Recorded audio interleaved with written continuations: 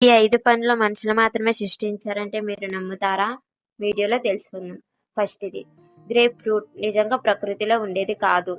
1750లో Barbados ద్వీపంలో ఒక వైద్యుడు స్వీట్ ఆరెంజ్ ఫోమ్‌లో కలపడం వల్లనే ఇది ఏర్పడింది.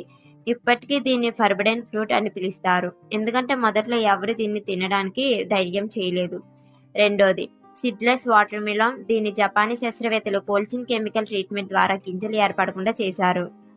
ఇది టెక్నాలజీ వలన మన ఇళ్లలోకి వచ్చిన మొదటి డిజైనర్ ఫ్రూట్. మూడోది స్ట్రాబెర్రీ. స్ట్రాబెర్రీలో 3 వేర్వేరు కాండాల జన్యువులు ఉంటాయి.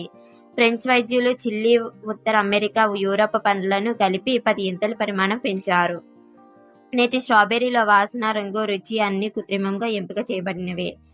నాలుగోది బనానా. 1900 బనానాలు గట్టి గింజలు రుచి లేనివి. యునైటెడ్ ఫ్రూట్ కంపెనీ కేవలం ఒక రకమైన బనానాను ప్రపంచమంతటా వ్యాప్తి చేసింది. ఐదోది యాపిల్స్. నేటి యాపిల్స్ పురాతన వాటికి ఏమాత్రం పొల్లవు. కజకిస్తాన్లో 4000 సంవత్సరాల క్రితం ఉన్న వాటి పూర్వీకులు చెర్రీ సైజులో తీపి లేనివి. ట్రెండ్ రూట్స్ మరియు ఎంపిక ప్రతిపాదన వలన మాత్రమే క్రిస్ప్ తీపి యాపిల్స్ ఏర్పడ్డాయి.